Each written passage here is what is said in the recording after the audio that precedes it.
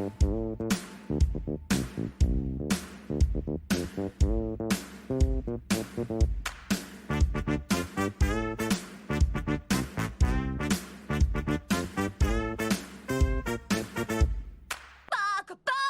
everyone, welcome to the Weeb Initiative. I'm your host, the Weeb. This is the show where every other week I'll be talking about anime, manga, and everything in between. This week I'll be talking about following the series we are doing about the trend of heroine, redhead heroines, ecchi anime of the 2010s.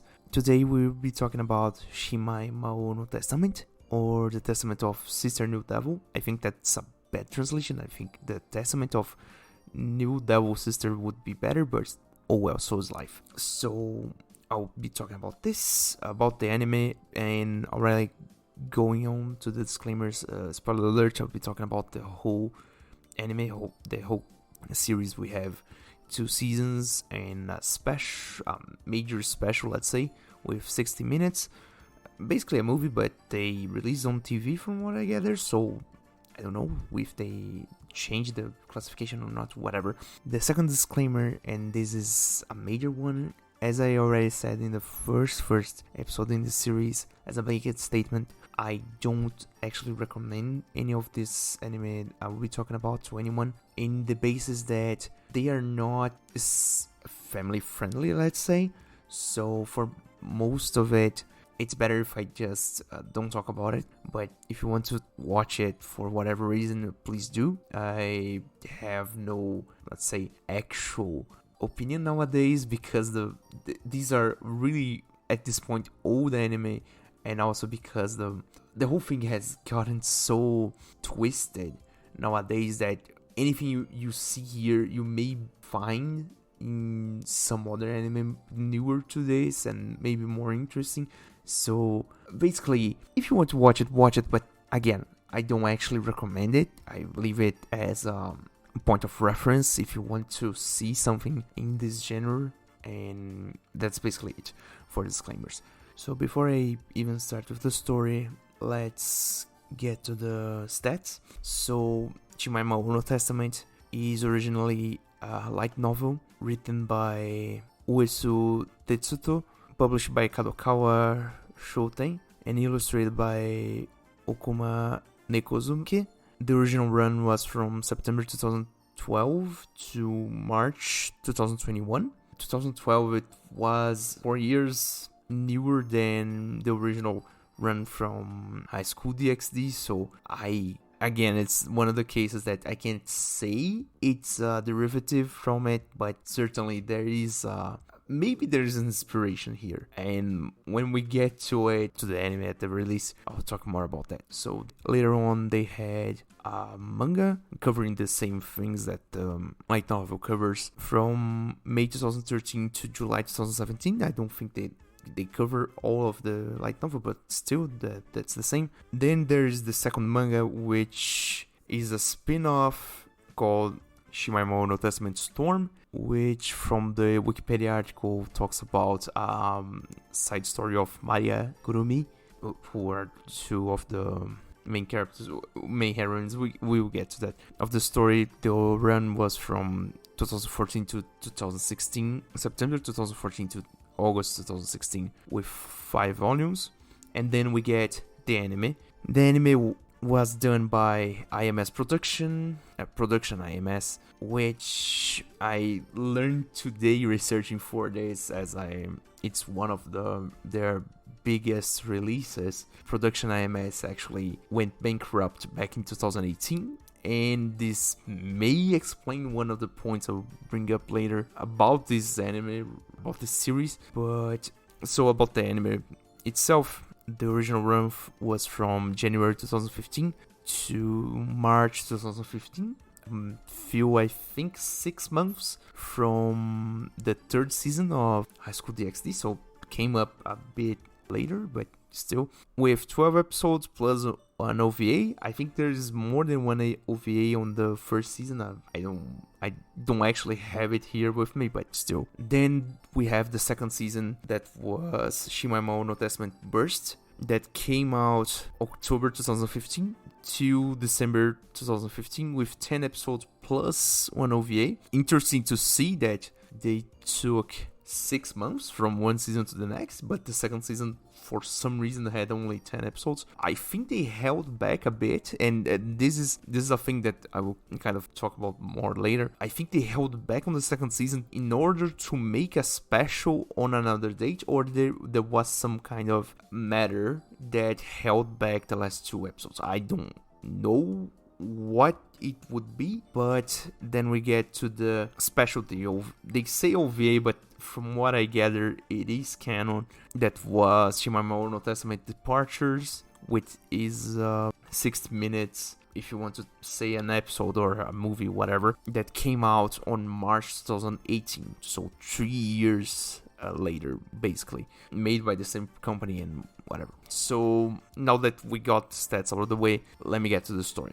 And this is the part where I need to actually add a disclaimer. In broad strokes, I don't actually remember the story, and this is a thing. I kind of glossed over it again in order to explain the story a bit, but the thing is, if I told you that I watched the whole 2 seasons, the 22 episodes plus the special, and I don't actually remember what happens in the story, you would not believe me. But let me tell you, and this is already part of my opinion, when I say that this is really close to High School DxD, it is shockingly close. The first season especially, it brings up the best aspects of the first and the second season of High School DxD. It has all the good vibes.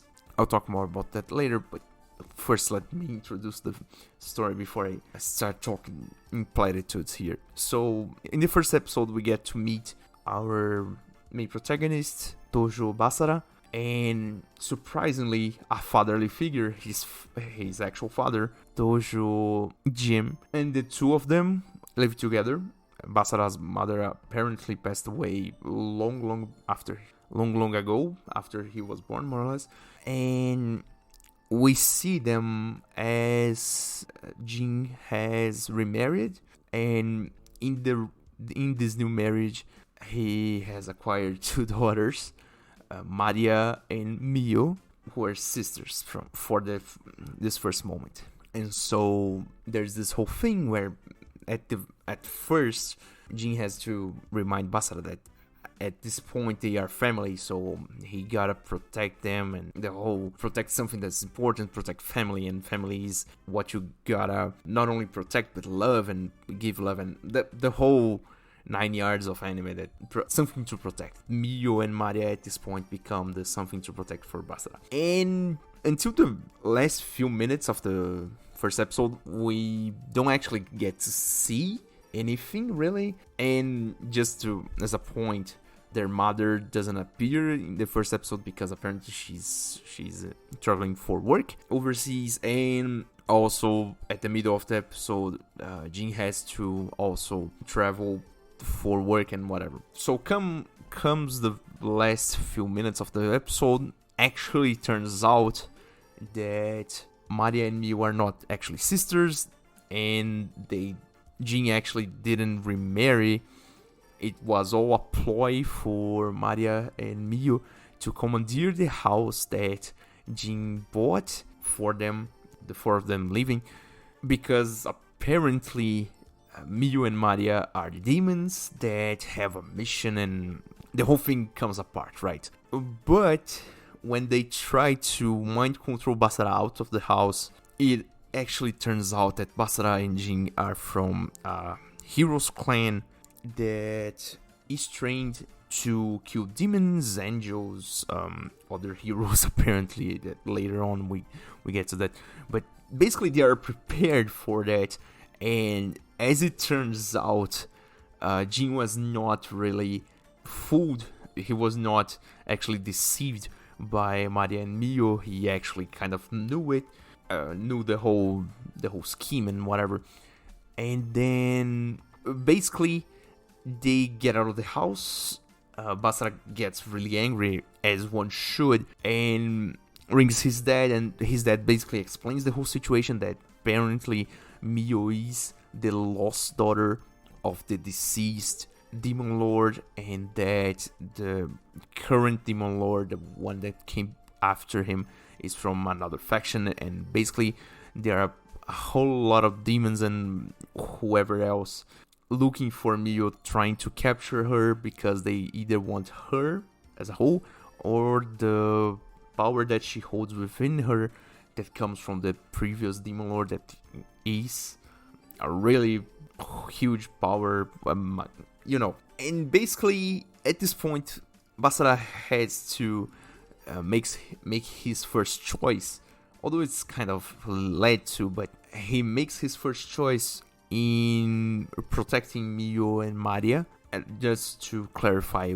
Mio is the daughter, Maria is basically, how can we say that without sounding wrong? She's basically someone sent from the faction of the previous demon lord to protect Mio in the human world, and then later on we get the whole flashback, this explanation of what happened to Mio to get to the point that she meets Maria. And what I'm trying to say here, Basara saves Mio in this first episode because she gets attacked, and then they start living together and doing the whole thing. And this basically goes on. This is the setting for the whole series, and for the most part, the whole first season basically plays around this thing. So Basara at this point transfers schools, goes for the same school as Mio. Maria, interestingly, although she's a lolly and really, you would say she's a kid, she has an adult past, so she basically, if she's spotted by a guard or policeman and whatever, she will not be stopped because she's not skipping school actually. And basically, right, so we get this first whole thing about Basara and Mio living together and being at this point we know that Mio is the main love interest, let's say. And going to school, Basara meets one of his childhood friends, Nonaka Yuki, who is his childhood friend from the Heroes clan, and was basically sent into the city, into the normal world, let's say, as an observer for Mio, because Mio, everybody knows, it's kind of an open secret that she is in the human world, but the demons at the very least don't actually know her at this point, really. Although they do, but they don't. It's kind of strange why, given the length of time that she's been alone, how could they not capture her? But that's not for me to ask, it's something that plot just presents us. So basically, Yuki is just an observer for Mio, as one would in a harem setting. Obviously, Yuki has a love interest in Basara. She's in love with him, and basically, from then on, Yuki and Mio start this beef because they are the two main waifus.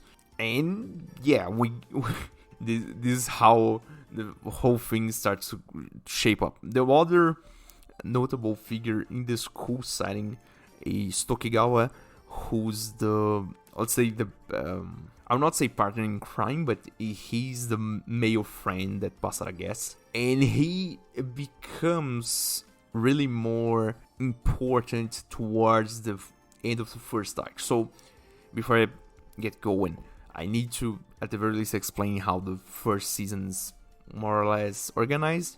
So basically, we end up the first season with 3 girls, Mio, Maria, and Yuki, and each of them has let's say a 4 episode more or less minor arc to then we get to the end of the season. That is the end of Maria's arc, but still. So Mio is more or less the first 4 episodes. Yuki has from episode 5 to episode 8, and then Maria has the episode 9 to episode 12 to basically resolve their inner, not only their character development overall, but also the questions that we gotta settle in order to continue the story. So for the first 4 episodes, we get to see the development of Mio. So Mio becomes this tsundere at first, and it's kind of annoying, but this just stays for the first episode more or less. As soon as the second episode rolls around, we get to see the implementation of, oh my god, one of the best and at the same time worst plot devices they could ever imagine. It's basically the following thing. So Maria and Mio are demons, and Maria especially is a succubus. And oh my god, it's so funny how they do this.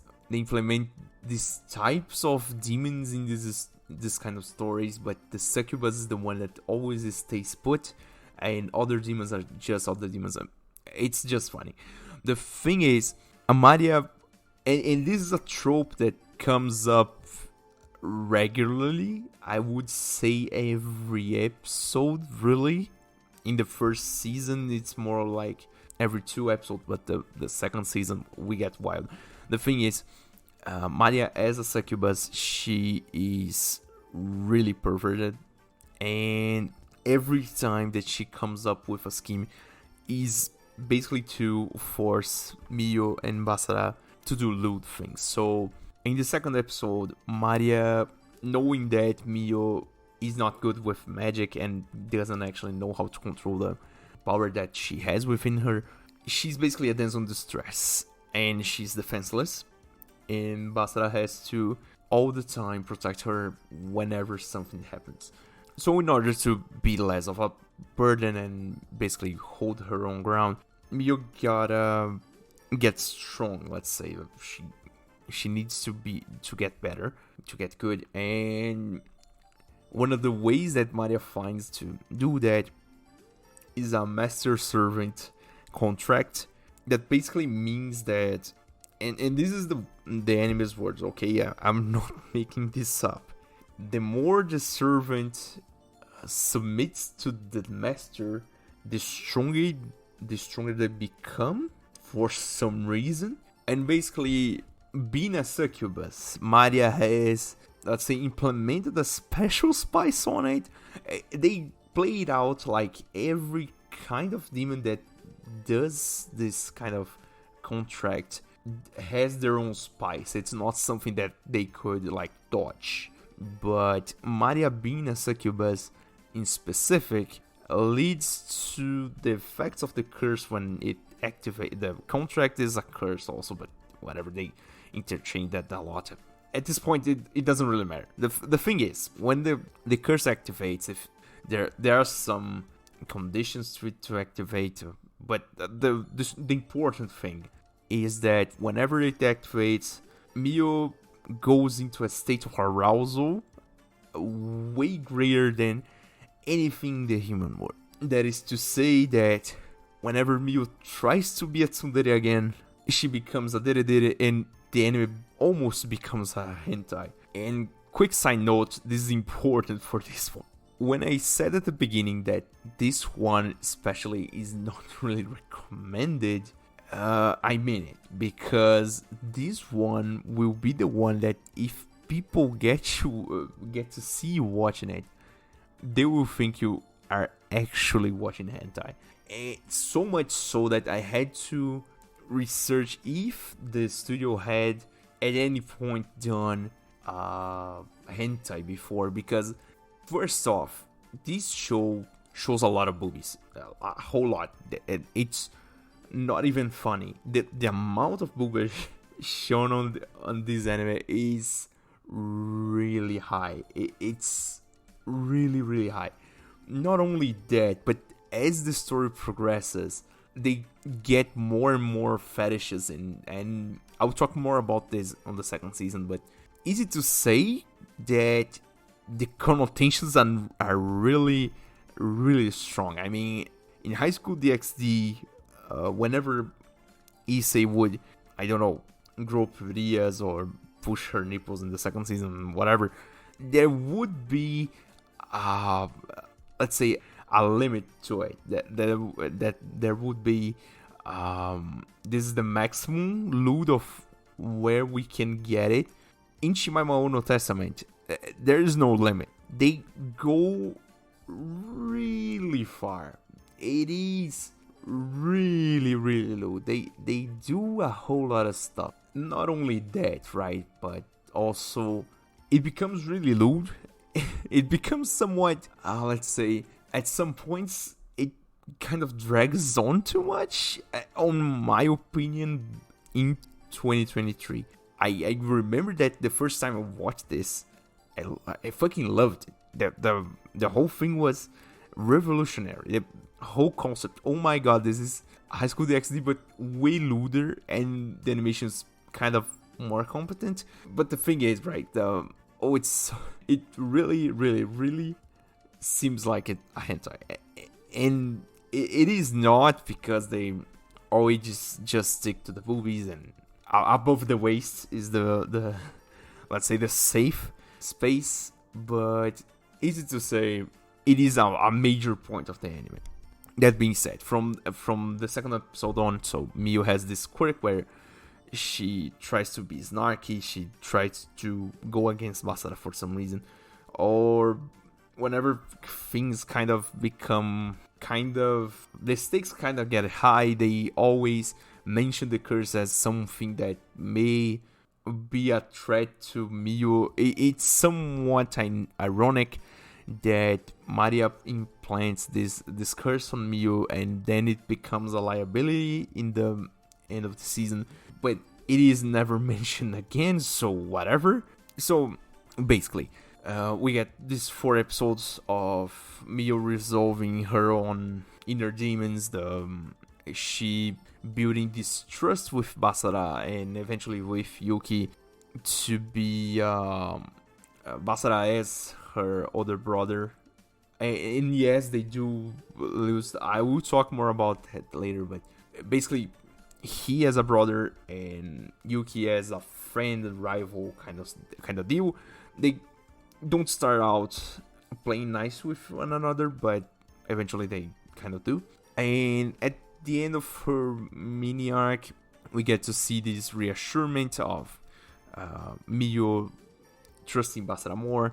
We get to see Miu actually kind of understanding her powers more.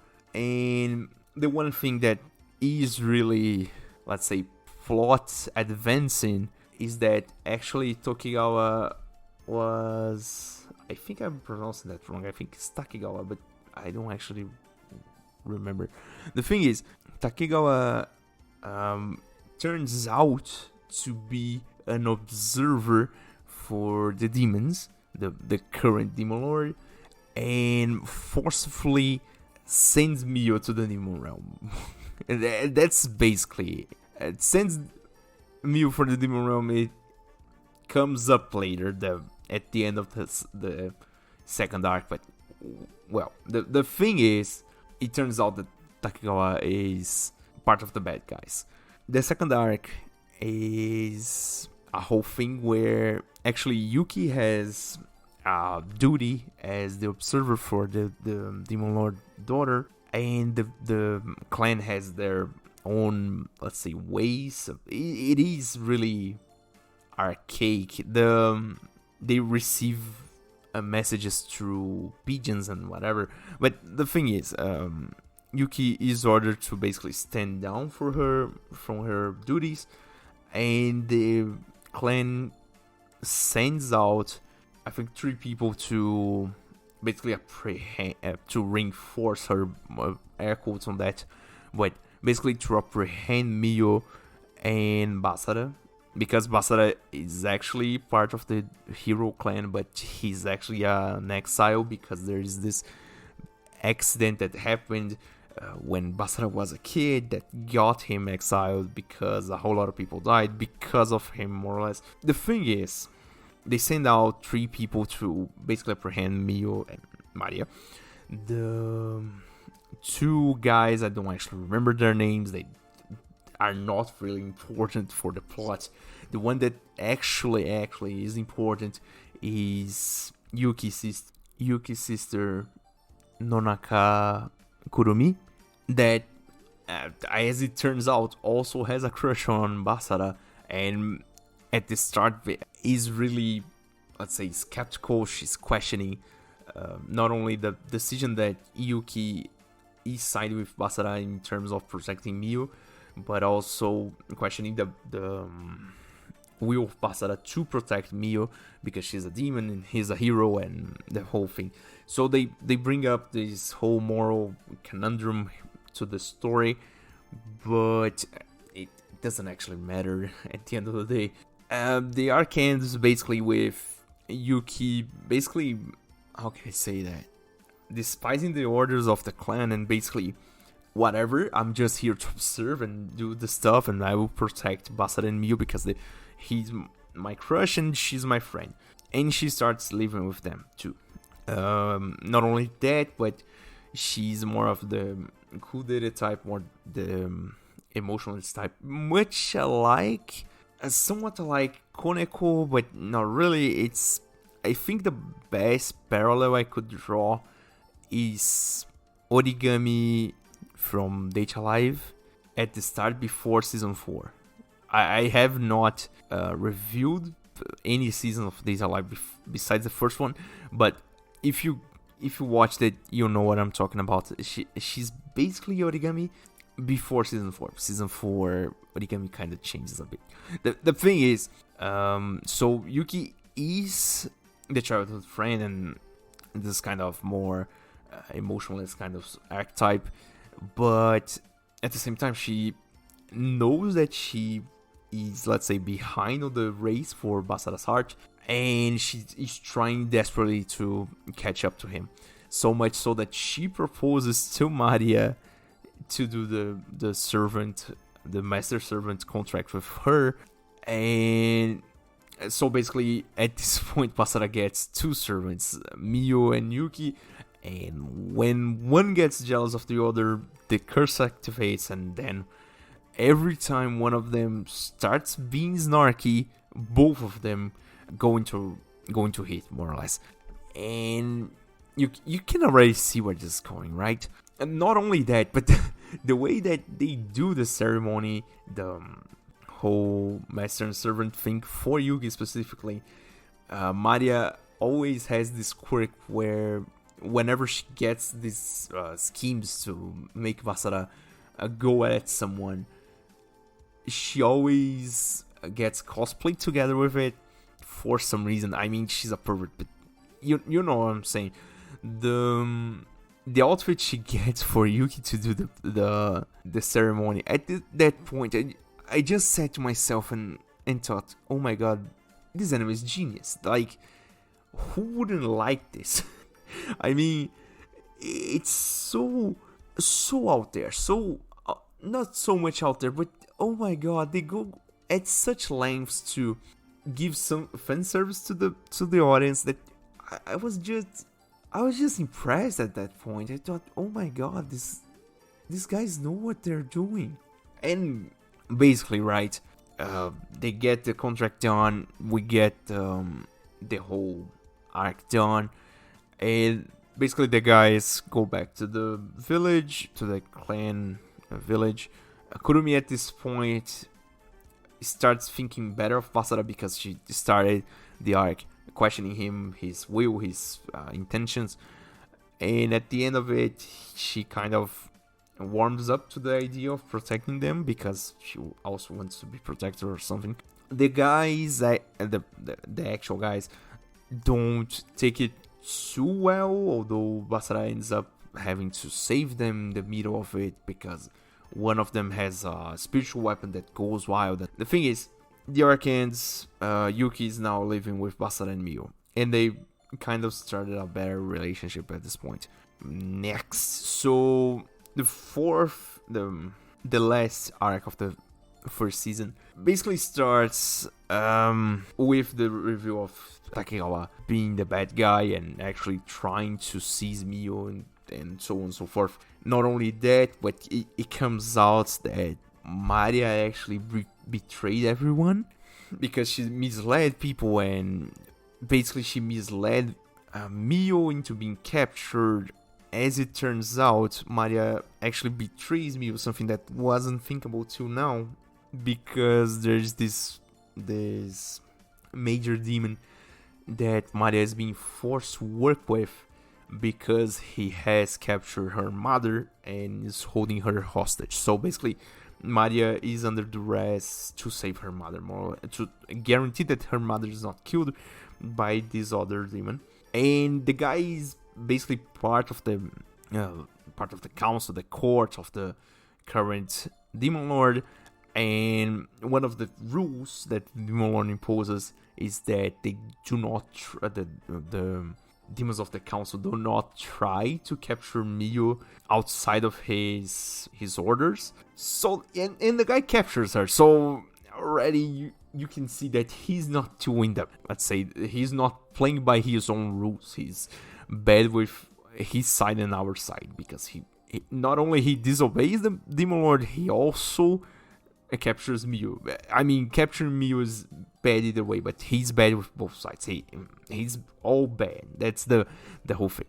And he's a kind of special demon that works with mind control magic, more or less. He amplifies despair and pleasure and whatever. The connotations of "I'll break you," and I mean, at this point, if you watch this series, you can kind of see where this is going. When he gets Mio chained, you know the connotations is they are actually going to do it. But obviously the plot convenience will always save Mio at the last second, whatever. And at this point, the whole arc boils down to, now that Mio and Maria are going to the demon world because Maria apparently betrayed Basara and Mio is captured, Basara talks to Takegawa because at this point Takegawa is a bad guy, but he's more of a chaotic neutral kind of guy, and also he's like a double agent that's also a triple agent for some reason. He doesn't actually take sides. The thing is, he will take whatever side the author wants him to and help Basara whenever there's a need to a demon to help Basara. That's the whole thing.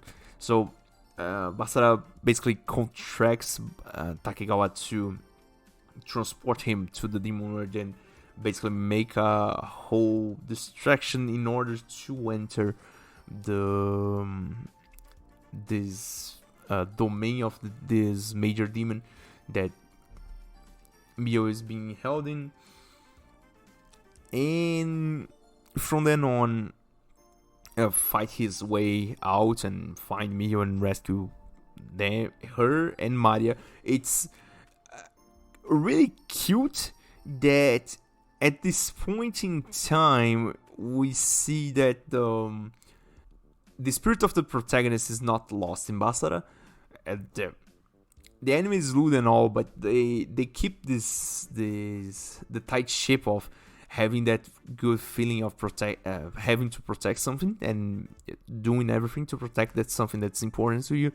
So, and Basara always says he will save everyone. I don't care. I will save both Mio and Maria. I don't care that Maria betrayed me. She has her own reasons. And later on, he discovers that she, before the whole arc ends and the whole thing happens, he decides to save her, also because he eventually discovers that her mother is being held in the same castle, so he wants to help. That's the thing.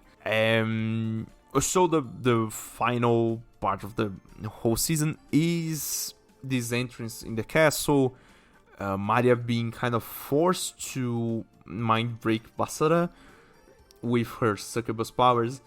Basara kind of resisting it, more or less, and Maria trying to fight him, although he does not give up, and the whole leave it to me, I'll solve everything and whatever.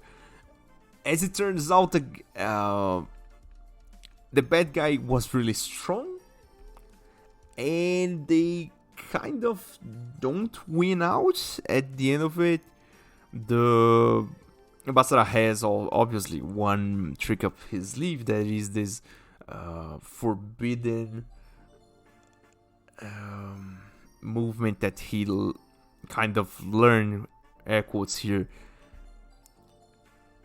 that basically negates all magic. And the thing is, right, so they eventually defeat the bad guy and don't kill him at first. He escapes the castle. The castle actually turns out to be a modified extra-dimensional creature, something like Cthulhu Jr., I would say. And basically, this organism will continue expanding until he destroys the whole dimension. But as it turns out, Basara uses this special move, his special move on the organism's core and destroys it. What's important from this is that they rescue Miu. Maria is absolved of all her crimes because she was under duress. Takigawa, as also known as Lars, in his demon form, let's say, helps Maria's mother to escape, and so basically everyone's saved, everyone's happy, and also Basara meets who will become one of the harem, Zest. I don't actually know how they pronounce this in English. The subtitle says Zest, and they call her Zesto, so I'll call her Zesto. There is organic kind of homunculus kind of deal that this major demon created just for fun, so much so that we get to see her fight her other experiments. She's the only one that actually gave results. The other ones were either defective physically, or they didn't have the normal, let's say, cognitive ability of a normal person. They were just beasts. That's what I mean. And then at the end of the season, we get to see this high point, I would say, of the whole anime, that it shows that this anime is kind of more edgy than High School DxD, which, in my humble opinion, is an improvement, I would say. It actually comes out that Lars Takegawa was actually an orphan way back when in the demon world, and he was orphaned because someone killed his parents and whatever. And the whole thing is, Takegawa lived in an orphanage for a really long time with a whole lot of other children and the caretakers there. They don't actually specify who the caretakers were, but this is implied. And the orphanage got attacked for some reason at some point by the same demon that captured Mio. And so when Basara contracted Takegawa to help with this plan of getting him to enter the castle and also to save Maria's mother, is the fact that Takegawa wanted to kill the demon with his own hands. And the scene is kind of pretty dark. So basically Takegawa is sitting there with the guy for hours, torturing him, until Basara basically just walks in, says, "Hi there, and what are you doing there? I'm just here to check on your death." And then the guy gets his head exploded. So kind of edgy. I think it's in general an improvement, but I'll talk more about that on my opinion. So before I start with the second season, I have to put some things here. So the accident that Basara had in his infancy is kind of a big deal, because he's the only harem protagonist that has PTSD about this thing, because we find out through Yuki's arc and how much they talk about how he killed a lot of people, that Basara basically the sword he wields, because it's a demon sword, and at some point it had sealed a major demon. The demon had controlled someone in the clan. The guy grabbed the sword, was killing some people. Basara entered in the mix of it, did something that exploded the power on the sword, and basically caused a major explosion in the valley they lived in, killing a lot of people in the process, and basically scarring him for life with the knowledge that he killed a lot of people by accident, but still. And he has PTSD about it. It comes up again and again, and basically it's something that comes up later as a trauma to be overcome. But simple to say, the second season doesn't actually have that much story, so whatever. So the second season, I don't actually know how I would divide it really. There is basically 1 or 2 episodes that happen in Earth, and then the rest of it is in the Demon World. So the first, I think, 2 episodes, the first episode is basically thrown out the window. The first thing that happens in the first episode is Jin, Basara's father, coming up to the new Demon Lord, fighting him because Jin is really pissed that he attacked Basara and the girls, but also then to measure the Demon Lord's power, let's say. And then also the first episode, what else happens? We get to meet a whole lot of people and whatever. The one that actually moves the story more and is really someone of notice is the nurse of the school. I don't actually remember her name, but henceforth she's referred as Sensei or the nurse, just to get this over with. So we get this whole introduction that although she doesn't actually seem magic at first, she is magic, and she has some relationship with magic. That's what I'm trying to say. And we get this whole kind of little mystery about what's she plotting, why is she at school.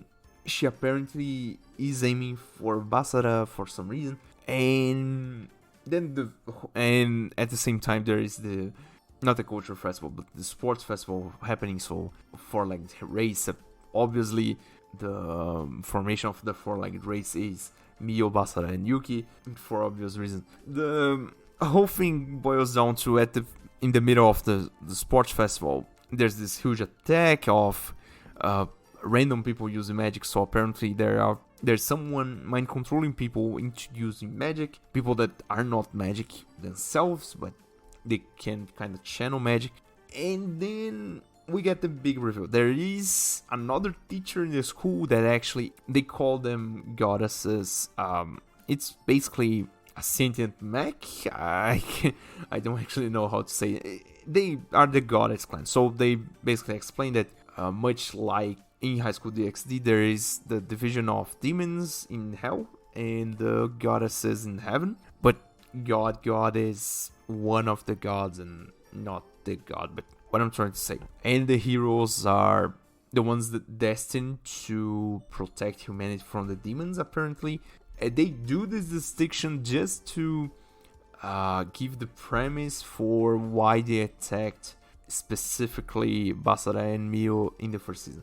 The thing is, there's this god trying to kill Basara for some reason. And when we find out he almost kills him, he gets his right arm chopped off. And when this happens, the nurse enters the room, wrecks this guy, and the guy just like, oh no, it's because I love you, and he Basara is not worth of your worries, of your effort. You should come back to the heavens and whatever. And then there's this whole cryptic dialogue where she says that because of Basara's mother, she needs to take care of him and whatever. The whole thing is really blown out. What comes out of it is that and also I skipped a bit, but just let me finish this first little arc. Basically, the nurse wrecks this god, the guy dies, and she basically saves Basara, because at this point we find out that Basara actually has a hidden power within him, and it's basically because of the sword he's using, that is Brunhilde, which is the most fierce sword, and she needs sacrifices. Basically, she needs to kill people, and basically the whole things boil down to this. He basically activates his Sudden power, much like a four-tail QB, and she just tames him back into being the normal him. Modifies his memories because she wants to protect his mental state, more or less, and then also memory erases the whole school that was attacked by this magical stuff. That being said, let me roll back a bit. The OVA for the first season is kind of important. The OVA for the first part is one of the schemes of Maria and Mio. One of the schemes of Maria towards Mio, but it doesn't actually end in anything. It's kind of gross. The first part of the OVA, right, is basically Maria randomly enters Mio's room and she's sleeping, and Maria has this magical camera kind of deal that can watch the dreams of people sleep. You can, just for me saying that, if you at the very least watched 2 episodes of the series, you know what I'm going with this, and this obviously that happens, but that's not the reason that the first part is gross. The first part is gross because it ends up with a punchline where Basara unironically eats one of the Mio's pants, and boy, that's a really hard scene to watch. It breaks the suspension of disbelief really hard, but at the very least I laughed, I think. But I mean, kind of bad. It's an OVA. The thing is, what I'm going to talk about actually. The second part is, for some reason, Basara meets the nurse for some reason, and ends up in her house, and they have dinner, and things escalate from there. So, and there's this connotation from before at the middle of the first season, that she's already magical and she has some connection to Basara, but the OVA kind of consolidates that into she likes Basara a lot. She is not part of the harem, but she's like the guilty pleasure outside of the harem, let's say. But they kind of play it out because the OVA basically ends up with her erasing his memories, so there's the previous knowledge of the audience that she can actually erase memories. So that being said, so this whole arc of the sports festival and the god attacking the school is done. Then the second thing that happens really fast. There is this one random demon that comes out from the demon world to basically try to capture Mio again. The guy gets his arm chopped off by Basara with his special move, but the guy leaves and returns to talk to the current demon lord about it, and basically spoil the technique of his opponent to his boss. This doesn't actually have much impact, but still. And this is the part that I needed to talk about before, because the first season is the bulk of the story. The second season, as I said at the beginning, I can actually remember what the fuck happens there, because oh my god, as I said, the first season had the right feel down to a science. It was wholesome scene into lewd scene into battle scene into wholesome scene into lewd scene, and so on and so forth. That was the cycle, and it had the timings right. They had some of the best harem content you could ask for. It was wholesome enough to say it is kind of cute. The lewd parts were really lewd, but in a good way. At this point, you would not say that it was exaggerated. The thing was okay. the whole Luda contract curse that activates the succubus, the Maria's scheme every other time, and the whole thing, it felt natural, it felt good, and it felt like a real anime. The second season, they just screwed it up. They doubled down the lewdness and threw out the wholesomeness out the window.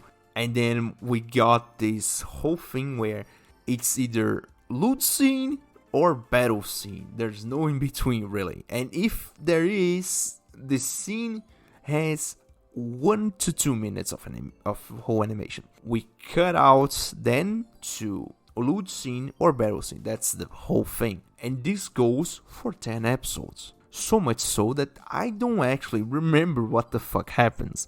What I can tell you is that Mio is summoned to go to the underworld, because at this point, Maria's mother is working under the guy that is taking care of the faction of the old Demon Lord, and basically they want to see their princess back, because Mio is the princess, and also because the current Demon Lord is plotting something, so they want them there for some reason. But then everyone from all the sides gets to know that Mio is in the demon world, and then she becomes an easy prey for everyone, and a whole lot of stuff happen. The city that they are on gets attacked. In the midst of it, Zesto gets the master servant contract from Maria's mother that basically ends up with the same effect.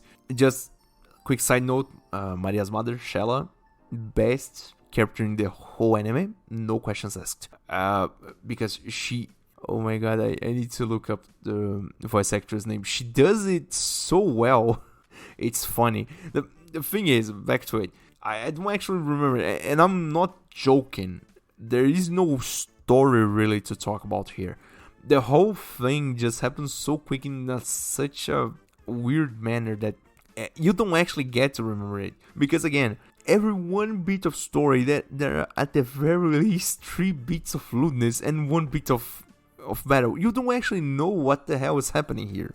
The thing is, the whole situations that the city gets attacked, they resolve it, they try to dissuade the current Demon Lord from attacking again. The current Demon Lord doubles down and basically creates this mini tournament to just flex on the other faction. Basically says, oh, if I win, I'm the ruler, and if you win, you're the ruler. But obviously I'll kind of cheat, but not really, because as it turns out, the current Demon Lord is actually righteous. He may not have the best methods, but he's righteous. And then Basara's father appears also, because Basara at the very least needs training. Everybody needs training because they're weak, and they are going to fight really strong people and whatever. And then we get to also see that the current Demon Lord has this dispute of power with the Demon Council, that it's part of the demon government. It doesn't actually runs well in my head, because if there's a king, there's no council, but there's a council, there's a king. I don't see how that works. I don't think there's a place on earth that works like that. Still, you either have a council or a king. There's no in between. The thing is, we find out that actually the bad guys are the councilmen and their lackeys. And then there's this whole thing, the tournament happens, everybody kind of wins. Basara goes on a side quest to kill one of the followers of the bad guy of the first season, just so he cannot fight on the tournament and fight Mio somewhat. I don't actually know if that was what happened. Really, I'm just saying whatever I remember that happens, because they set up a lot of things, but they never really delivered. I'll get to that. The thing is, the season ends with basically they kill all the councilmen. The current Demon Lord becomes kind of more play nice with the guys that are the faction of the old Demon Lord. They kind of make amends. The Demon Realm war is ended, Mio can return to Earth and live like a normal person, because apparently there will not be anyone chasing her again, but that's obviously not true.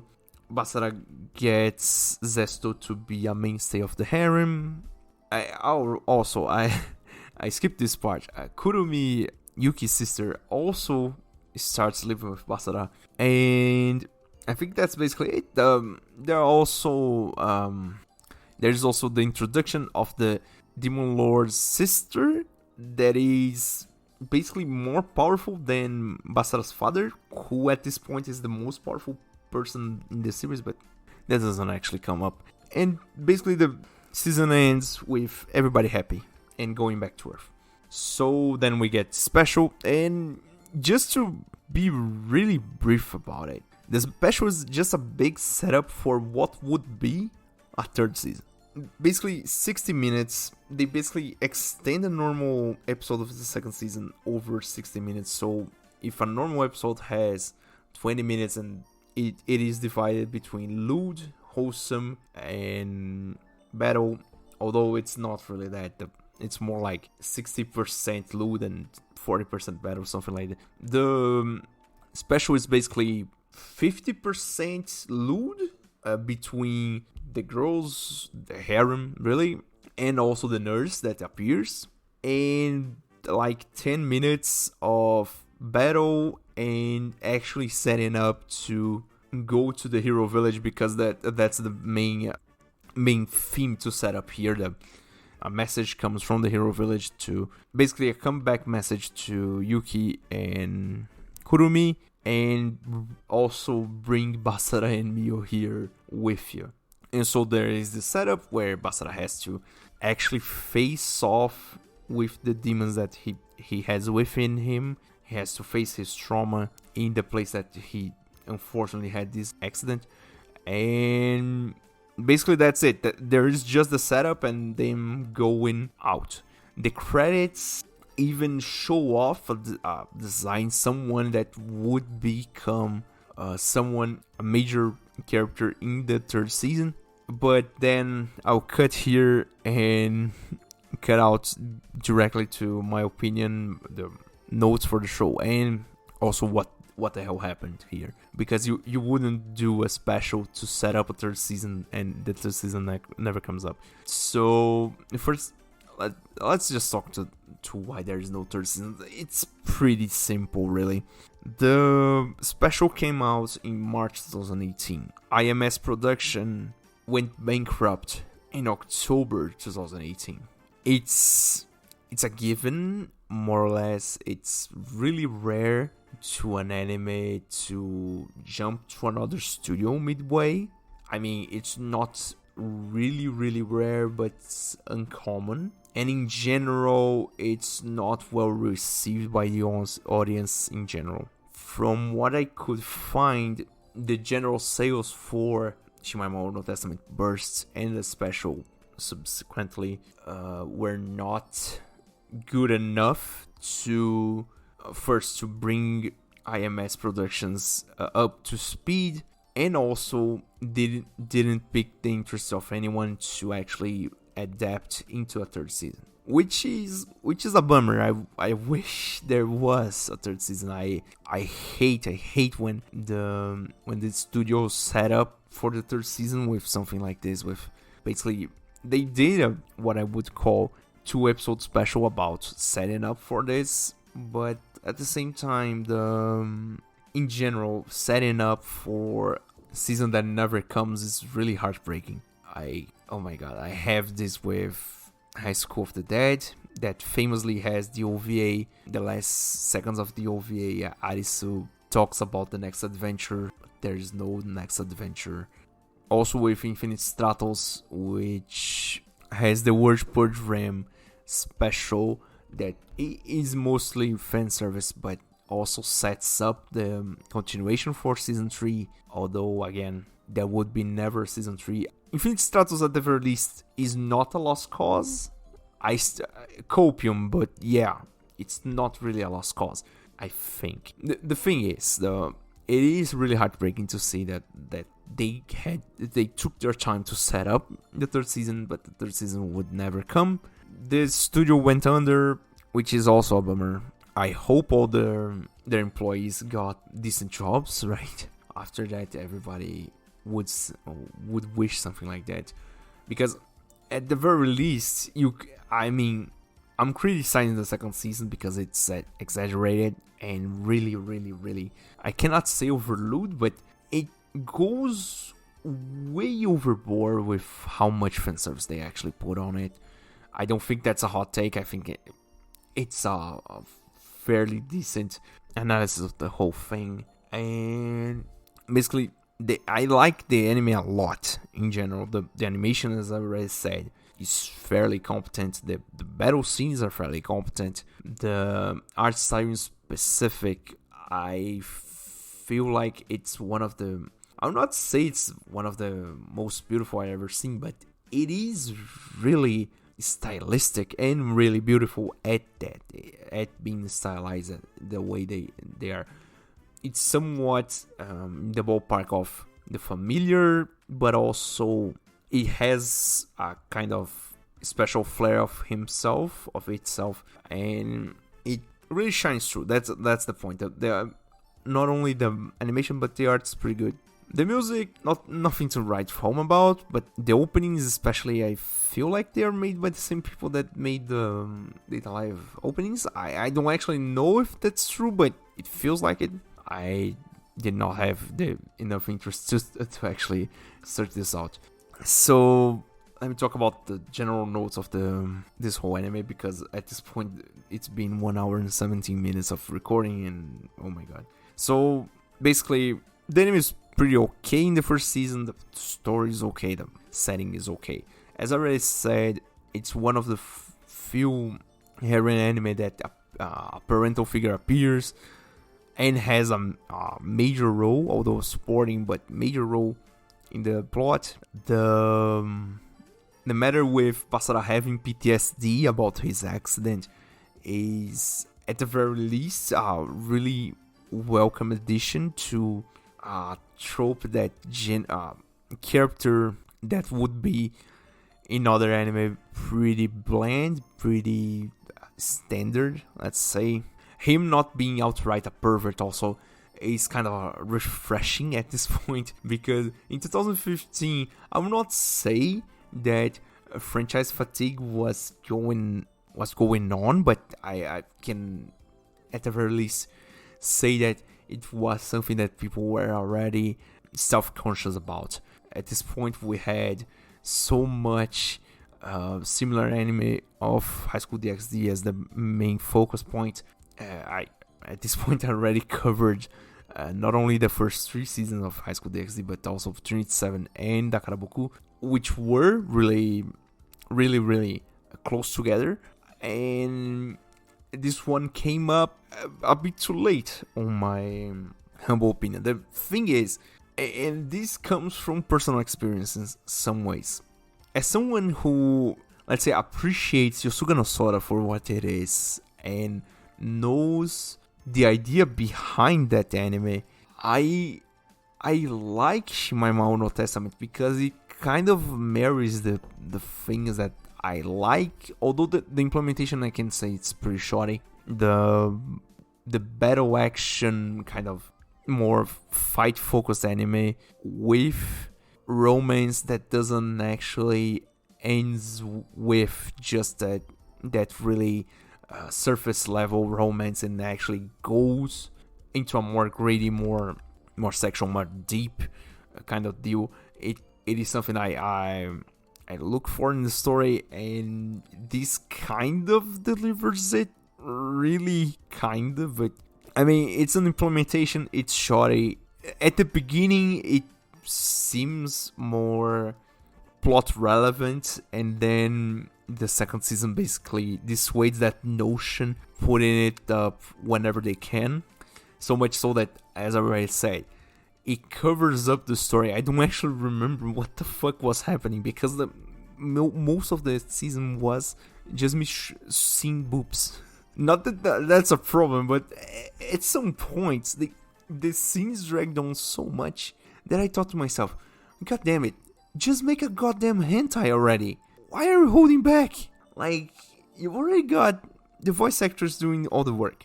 You already got the animators doing all this softcore shit. Why wouldn't you just do a goddamn hentai? Obviously, it's because it would not sell well. They could not transmit on television, I think, or normal television at the very least. But at the same time, if this came up to America fully uncensored, I would not doubt that this would be R-rated. You know what I mean? A quick side note on the censored kind of deal. It is really hard to find this one uncensored.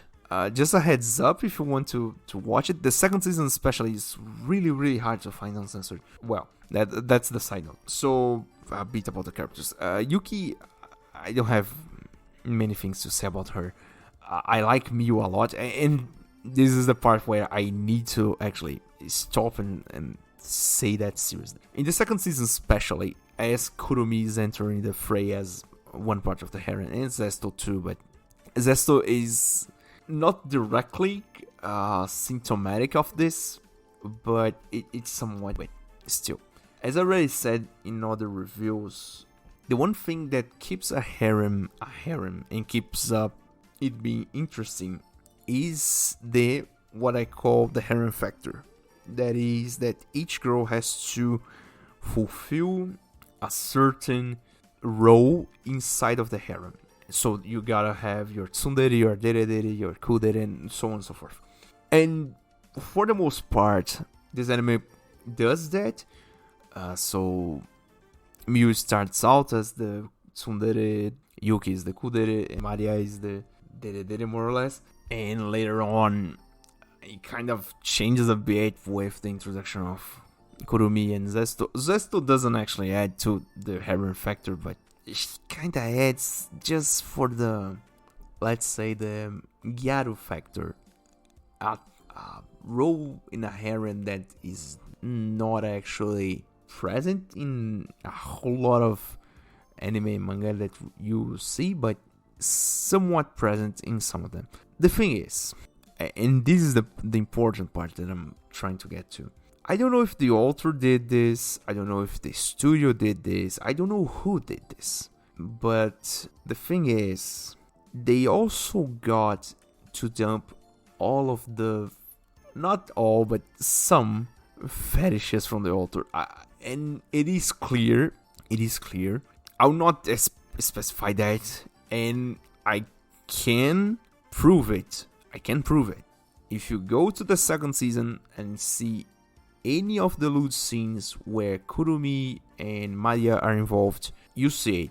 At that moment, you see what I'm talking about. I don't actually need to talk about here. Thing is, the final verdict for my analysis at the very least. This anime is mostly why didn't it first? Why does it fit on this series? Because as I already said every time, harem, ecchi, shows a whole lot of boobs. Boobs have somewhat plot relevance sometimes.